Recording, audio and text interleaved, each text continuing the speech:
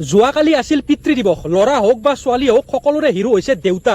দেউতা আমাৰ সাহস, দেউতা আমাৰ শক্তি। কিন্তু যোৱাকালিৰ সেই দিনটোতে নিজৰ ল'ৰা ছোৱালীৰ ভৱিষ্যতৰ কাৰণে এই পিতৃবিলাকে চাওক কেনেকে ভৰি ধৰিছে। ছাৰ প্লিজ মোৰ ল'ৰাটোক যাব দিয়ক পৰীক্ষা দিব। ছাৰ প্লিজ মোৰ ছোৱালীজনীক যাব দিয়ক পৰীক্ষা দিব। মোৰ ইমান বেছি বেয়া লাগিছে। যোৱাকালি পিতৃ দিৱসৰ ওপৰত মই এটা ভিডিঅ' বনাম বুলি ভাবিছিলো আৰু ভাবিছিলো দেউতাৰ কাৰণে কিবা দুটা লাইন লিখিম। যিহেতুকে মোৰ দেউতা নাই তো লিখিব লাগিলেও মোৰ মনটো বহুত বেয়া লাগে। যেতিয়া মই এইবিলাক ভিডিঅ' দেখা পালো মোৰ মনত ইমানেই দুখ পালো যে পিতৃ দিৱসৰ দিনা নিজৰ ল'ৰা ছোৱালীৰ ভৱিষ্যতৰ কাৰণে এই পিতৃসকলে ভৰিত ধৰি আছে, সেৱা কৰিছে।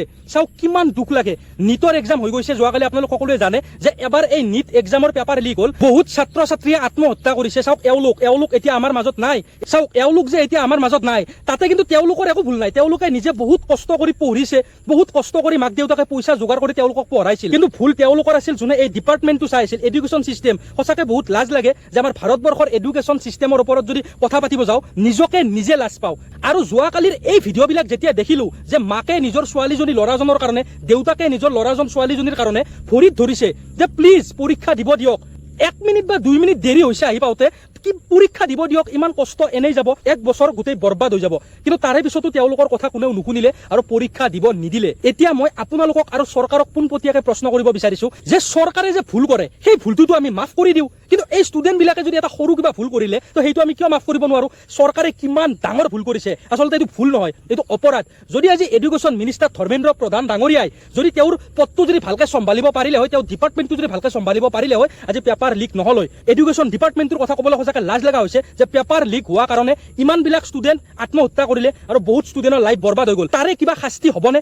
সেইটো কি আমি এনেই মাফ কৰি দিব লাগে নেকি? আৰু এওঁলোকে যে এক্সাম দিব গৈছে সেইটোতো তেওঁলোকে প্ৰথমবাৰ এক্সাম দিব যোৱা নাই। পেপাৰ লিক হোৱাৰ কাৰণে তেওঁলোকে এক্সাম দিব গৈছে। তো আপোনালোকৰ যদি ইমান ডাঙৰ ভুলটো যদি আমি মাফ কৰিব লাগে তো ষ্টুডেণ্ট এটা যদি 1-2 মিনিট দেৰি হয় আপোনালোকক মাফ কৰিব লাগে। চাওক কিমান দুখ লগা ঘটনা। এই দেউতাকজনক চাওক কিমান বেয়া লাগিছে যেতিয়া তেখেতে বহুত ৰিকুৱেষ্ট কৰিছে যে ঠিক আছে 2 মিনিট দেৰি হৈছে কিন্তু হ'লেও পৰীক্ষাটো দিব দিয়ক ছাৰ। যেতিয়া তেওঁলোকক কৈছে যে নিদিও পৰীক্ষা দিব দেৰি হোৱাৰ কাৰণে, তো তেতিয়া দেউতাকে মানে কি কৰে? এতিয়া যিখন গেট আছে লোহাৰ গেটখনত গৈ এনেকে মাথাটো মাৰি দিছে, যি বাগৰি পৰি গৈছে। কিমান দুখত মাৰিছে ভাবক আপোনালোকে। এখন দেশৰ ভৱিষ্যতে হৈছে এই ছাত্ৰ ছাত্ৰীখিনি আৰু তেওঁলোকৰ জীৱনৰ লগত খেলা খেলিব দিয়া নহ'ব। যদি আপোনালোকে যদি নিজৰ ডিপাৰ্টমেণ্টটো যদি চম্ভালিব পৰা নাই ৰিজাইন দি দিয়ক।